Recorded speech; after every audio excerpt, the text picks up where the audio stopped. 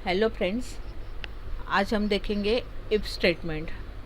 अभी इफ़ को हम बोलते हैं डिसीजन मेकिंग स्टेटमेंट। इसका मतलब जब आप कुछ प्रोग्राम करते हैं, जैसे आप लोगों को 2 नंबर की सब्ट्रैक्शन करनी है, तो हम क्या करते हैं, इनपुट लिया प्रोसेस की और आउटपुट डिस्प्ले किया। मीन्स 2 नंबर लिए, सब्ट्रैक्शन की और आउटपुट डिस्प्ले किया।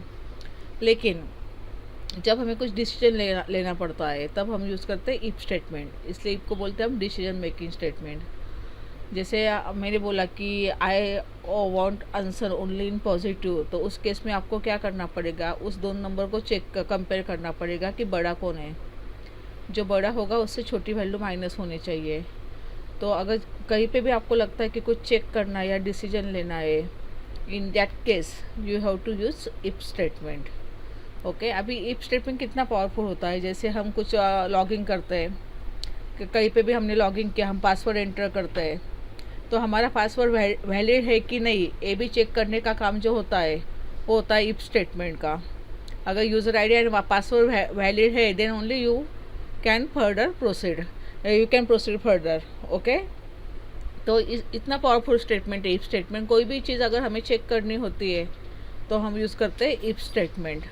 अभी इसको लिखते कैसे एक्चुअली, इफ जब हम बोलते हैं कि हमें डिसीजन लेना है, तो 2 चीज़ होती है। डिसीजन का मतलब क्या है, एक तो यस और नो। अगर हमें यस चाहिए या नो चाहिए, तो इफ में हम 2 डिसीजन ले सकते हैं, यस और नो। लेकिन और इज़ इम्पॉर्टेंट, बिकॉज यस और नो, इफ और इफ के साथ होता है एल्स। अगर इफ का पार्ट एग्जीक्यूट हुआ तो if is true, otherwise else. Okay, अभी वो कैसे करेंगे, सिंपल। हमने एक एग्जांपल यहाँ पे लिया। सपोज यहाँ पे हम एक न्यू फाइल लेते हैं।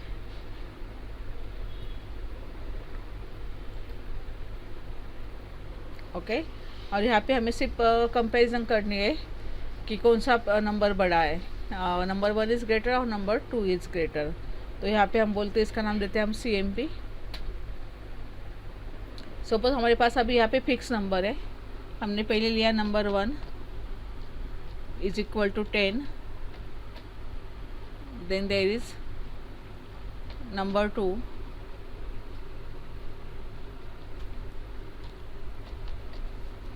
is equal to 20. Now we want to make decision. Then if you can say here dollar number 1 is greater than dollar number 2, then अभी अगर ये ट्रू है तो इसका सही या इस पार्ट क्या होगा, तो हम यहाँ पे इको दे सकते हैं। इस पार्ट में नंबर 1 इज़ ग्रेटर। ओके, ऐसे हम इको दे सकते हैं यहाँ पे। अगर नंबर 1 ग्रेटर नहीं हुआ तो क्या ग्रेटर होने वाला है, नंबर 2। ओके, तो यहाँ पे हम देंगे एल्स, और एल्स में हम डायरेक्टली दे सकते हैं यहाँ पे, if number 1 is not greater than compulsory number 2 is greater.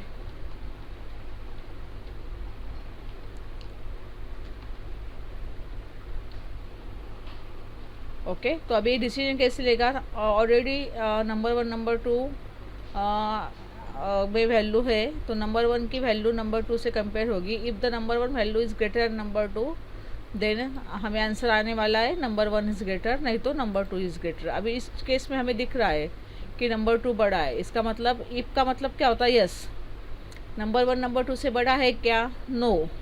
हमारा आंसर नो है, तो नो का मतलब क्या हुआ, उसने किस पार्ट में जाना चाहिए, एल्स पार्ट में, क्योंकि इफ के बाद इमीडिएटली होता है यस और एल्स में होता है नो। तो यहाँ पे हमें आंसर आना क्या चाहिए कि नंबर 2 इज़ ग्रेटर। तो पहले हम जाम को ऑन करते हैं।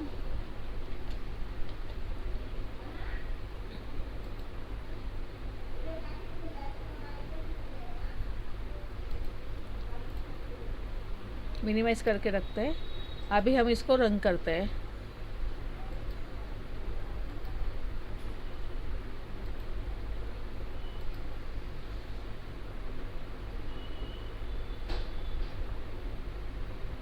Number 2 is greater. अगर हमने कुछ वैल्यू स्वैप कर दी, मैंने यहाँ पे 101 लिख दिया। अभी हमें पता है number 1 is greater than number 2, इसका मतलब क्या हुआ, एक कंडीशन ऐसे तो इसका मतलब क्या आना चाहिए, इफ कंडीशन का answer.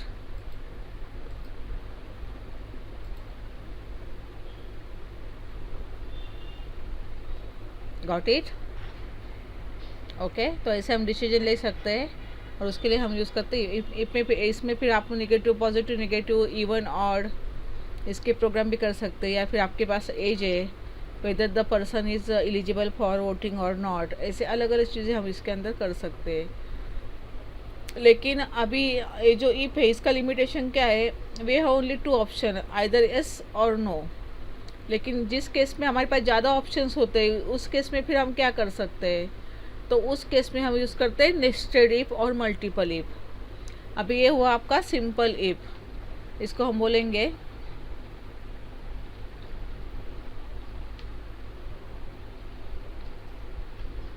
Simple if statement. Okay, अभी हमें देखना है नेस्टेड इफ और मल्टीपल इफ। अभी एक चीज़ है यहाँ पे, अगर हमें नेस्टेड इफ या मल्टीपल इफ देखना है तो एक काम करते हैं हम, यही प्रोग्राम हमें चाहिए उसके लिए, लेकिन एक नंबर यहाँ पे हमें बढ़ाना है। ये सिंपल इफ था, अभी ये आपको समझ में आया? आप ऐसे कैसे स्क्रीनशॉट निकाल ले सकते हैं या फिर लिख के ले सकते हैं। अगर लिख के आपने राइट डाउन करके लिया तो वेरी गुड, क्योंकि जब भी हम राइट डाउन करते हैं तो हमें ज़्यादा चीज़ें अच्छे से समझ में आती है। अगर आपका ये हो गया तो हम इसको चेंजेस करेंगे और यहाँ पे बोलेंगे नेस्टेड और मल्टीपल इफ। अभी यहाँ पे सपोज मेरे पास 3 नंबर है, या फिर एक थोड़ा सा हम अलग से करते हैं, थोड़ा सा लॉजिक अलग करते हैं। यहाँ पे हम बोलते हैं कि we have age of 3 persons, A1,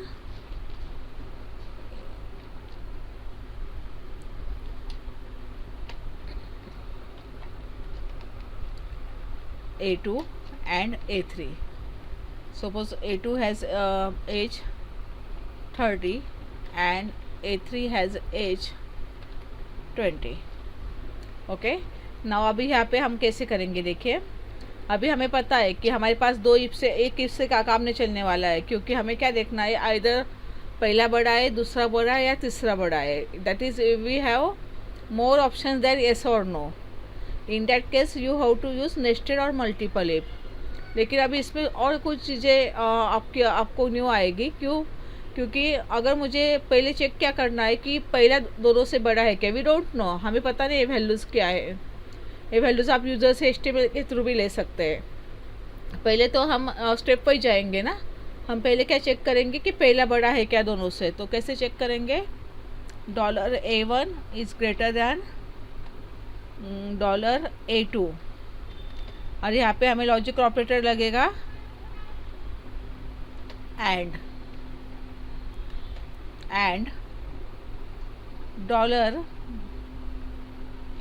$A2 is A1 is also greater than $A3. Then only you can say that the first person is elder. तो यहाँ पे हम बोलेंगे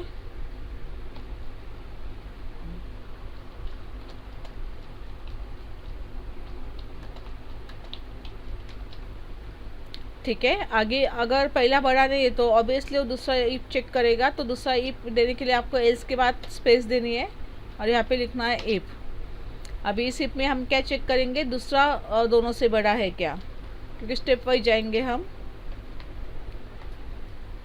तो अभी दूसरा इफ हमें हमारा क्या चेक करने वाला है, if second person is greater than first person and age of second person is also greater than third person, then you can say that second person is elder.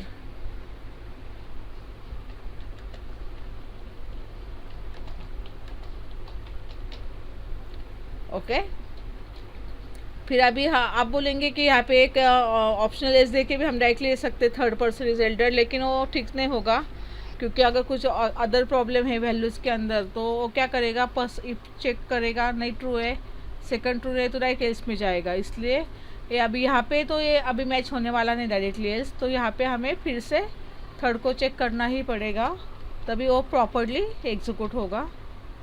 तो अभी यहाँ पे हमें क्या चेक करना है, third person is greater than age of third person is greater than A1 and third person is also elder than second person.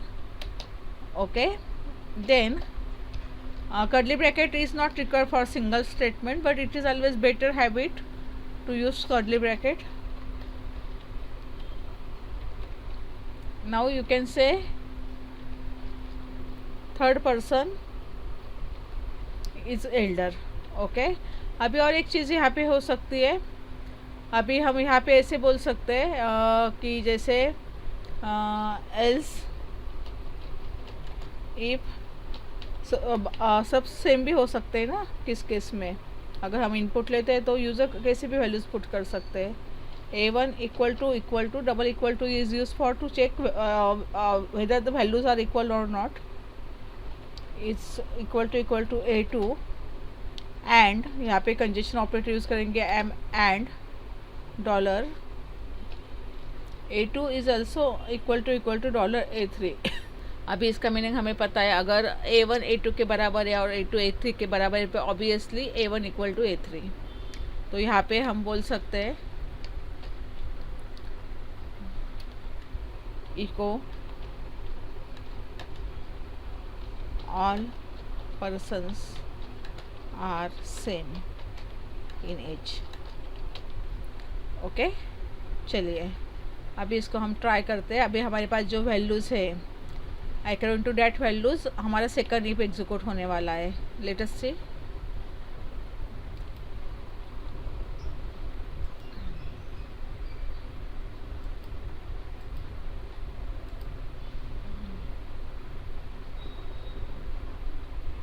देखिए second person is Elder. चलिए अभी थोड़ा वैल्यू चेंज करते हैं. अभी हमें फर्स्ट को देखना है तो फिर से रन करेंगे हम.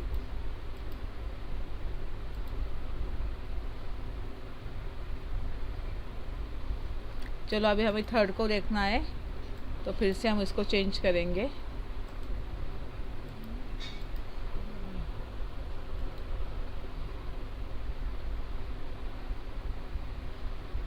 और अगर हमें लास्ट वाला देखना है तो we have to put same ages 30 and 30.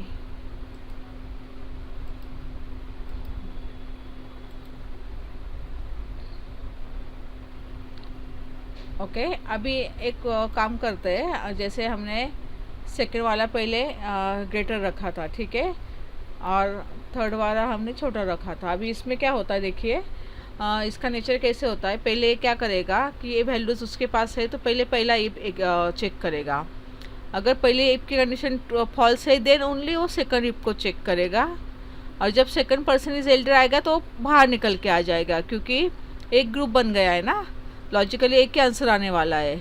अगर मैंने थर्ड पर्सन ग्रेटर रखा है तो पहले वो पहला चेक करेगा फॉल्स है, दूसरा चेक करेगा फॉल्स है, तीसरा चेक करेगा ट्रू है, तो फिर वो एक ही आंसर मुझे देगा कि थर्ड पर्सन इज एल्डर और यहाँ से ही बाहर आ जाएगा.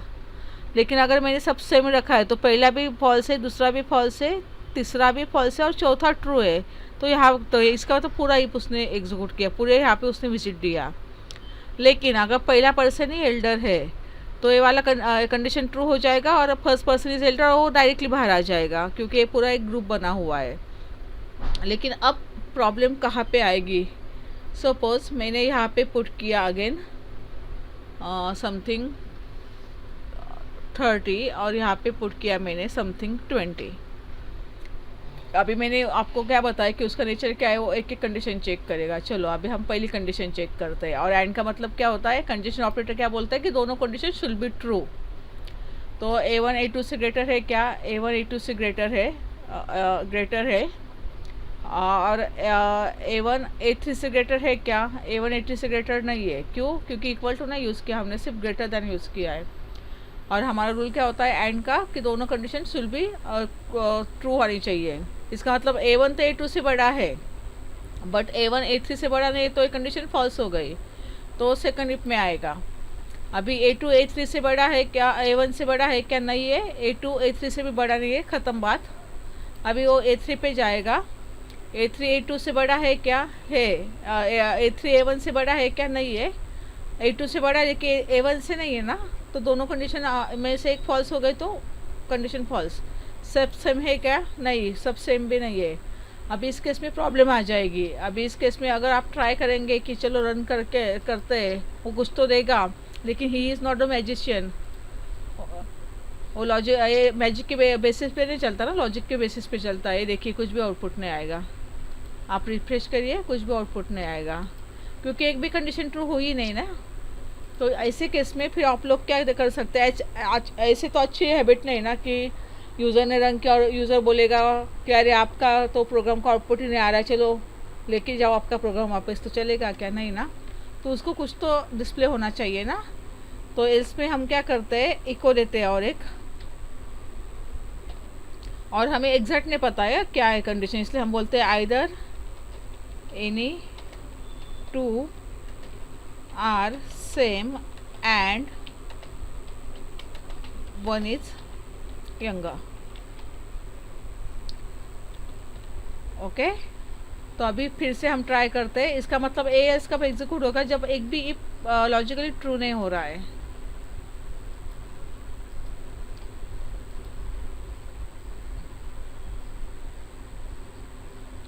ओके, तो कुछ तो आउटपुट आया, तो उसको समझ में आया ना, कुछ तो है। फिर आप बोलेंगे कि मुझे एग्जैक्टली चेक करना है, तो लिखिए, आप बहुत सारी इफ लिख सकते हैं, आप कितने भी इफ लिख सकते हैं, उसमें कुछ लिमिटेशन नहीं है। हर एक इफ में जाके हर एक चीज़ आपको चेक करनी पड़ेगी, बहुत बड़ा प्रोग्राम हो जाएगा। तो अगर आपको ठीक से, आपके पास अगर टाइम है उतना, तो आप इतना ट्राई कर सकते हैं।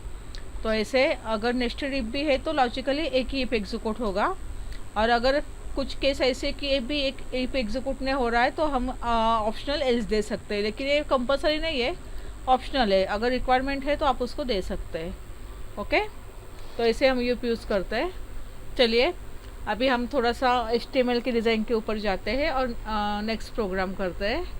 सपोज़ हमारे पास अभी यहाँ पे है स्टूडेंट का मार्कशीट का एंट्री हमारे पास, जैसे रोल नंबर है, नेम है, मार्क्स ऑफ 3 सब्जेक्ट है, और यहाँ पे हमें क्या चाहिए, टोटल परसेंटेज। तो जैसे हमने पढ़ा था लास्ट टाइम HTML के सेक्शन में, तो यहाँ पे हमने टाइटल दिया, बॉडी दी, एक्शन में result.php का पेज ओपन होना चाहिए, और मेथड यहाँ पे हमने गेट ली है, लास्ट टाइम हमने पोस्ट ली थी। ओके, और बाकी इसका अगर आपको HTML पता है तो आप ये अच्छे से प्रेजेंट कर सकते हैं। तो यहाँ पे टेबल के अंदर सब कुछ रखा हुआ है, टेबल से अच्छा दिखाई देता है। तो रोल नंबर के लिए टेक्स्ट बॉक्स 1 है, नेम के लिए टेक्स्ट बॉक्स 2 है, सब्जेक्ट के लिए 3, 4 एंड 5 रिस्पेक्टिवली। और जब भी हम सबमिट के ऊपर क्लिक करेंगे तो result.php के अंदर वो आना चाहिए, इसका मतलब यहाँ पे। और गेट मेथड है तो हमें $_गेट से लेना पड़ेगा, और मैंने आपको देखा था लास्ट प्रोग्राम में, ये टाइप नहीं करना है हमें, ये ऑटोमेटिक वहाँ पे आना चाहिए, $_गेट, ऐसे यहाँ पे हमें सिलेक्ट करना है। ओके, तो टेक्स्ट बॉक्स 1 का वैल्यू रोल नंबर के अंदर, नेम का T2 का वैल्यू नेम के अंदर, ऐसे हमने वैल्यू रीड की HTML से। अभी हमें प्रोसेस करनी है, पहले हमें टोटल निकालना है, सब्जेक्ट टोटल क्या आएगी, एडिशन ऑफ ऑल सब्जेक्ट्स, और परसेंटेज क्या किया हमने, सिंपल लिया है यहाँ पे, total divide by number of subject. You can also right here 0 for accuracy. चलिए अभी ये तो हुआ, उसके बाद हमें क्या चेक करनी है, स्टेटस क्या होती है, पास और फेल, इसका मतलब हमें चेक करना पड़ेगा। तो स्टेटस के लिए हमने एक वेरिएबल लिया, और स्टेटस किसके ऊपर डिपेंड होते हैं, मार्क्स के ऊपर। इफ द मार्क्स ऑफ इस subject should be more than equal to 40, then only status is pass, otherwise status is fail. अभी ये लॉजिक तो सबको जनरली पता होता है, हर एक को आपके अपने अपनी मार्क्सशीट याद आती है। उसके बाद हमें चेक करना है ग्रेड। अभी ग्रेड के लिए भी हमने वेरिएबल लिया, लेकिन स्टेटस पास है तभी ग्रेड आती है ना, नहीं तो ग्रेड नहीं आती। इसलिए देखिए यहाँ पे फिर हमने क्या किया, ये बड़ा वाला ईप लिखा, ये वाला ईप जो है ना वो कहाँ पे क्लोज हुआ, यहाँ पे, इसमें ये स्टेटस वाला ईप है, इसको हम बोलते हैं आउटर ईप। ओके, देखिए अभी इसका मतलब ए वाला ईप है, वो आउटर ईप, इसको भी मैं यहाँ पे देती हूँ कमेंट, तो आप लोगों को समझ में आएगा। आउटर इफ स्टार्ट्स, वैसे देखा जाए तो सिंगल ईपेल जैसे ये, लेकिन जो थोड़ा बड़ा आता है। जैसे अब ये अगर स्टेटस पास है तो then only check the grade, अगर percentage more than equal to 7 है तो ग्रेड आनी चाहिए डिस्टिंक्शन, बिटवीन 60 to 70 है तो फर्स्ट क्लास, 50 to 60 है तो सेकंड क्लास। यहाँ पे इक्वल टू लिखा है, यहाँ पे इक्वल टू अलाउड नहीं है क्योंकि लॉजिकली वैसे हो नहीं सकता।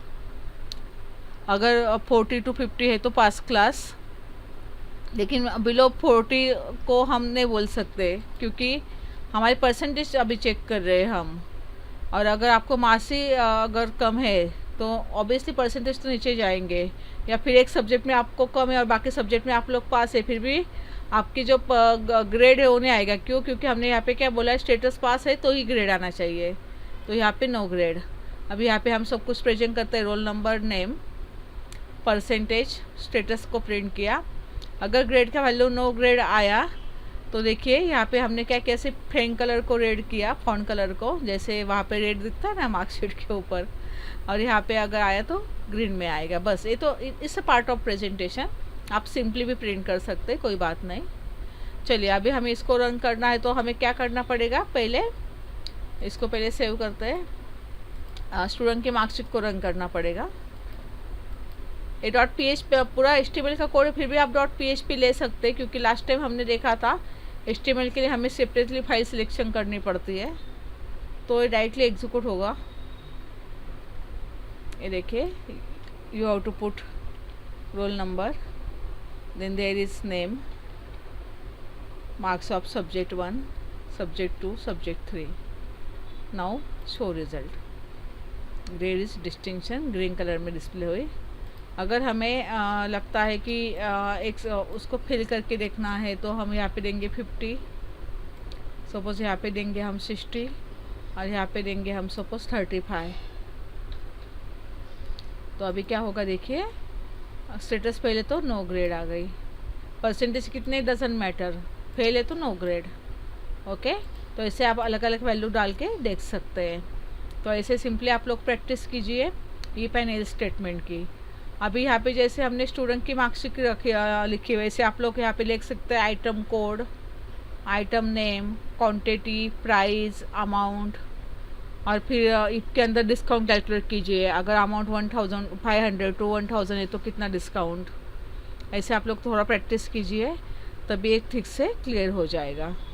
ओके, ये सब प्रैक्टिस, जब आप कुछ कहीं पे भी डेवलपमेंट या प्रोग्रामिंग साइड में जाते हैं तो प्रैक्टिस बहुत इंपॉर्टेंट है, इसलिए प्रैक्टिस कीजिए, ये सब आपको क्लियर हो जाएगा। ओके, देन नेक्स्ट लेक्चर में हम देखेंगे switch statement. Thank you for watching the lecture, धन्यवाद।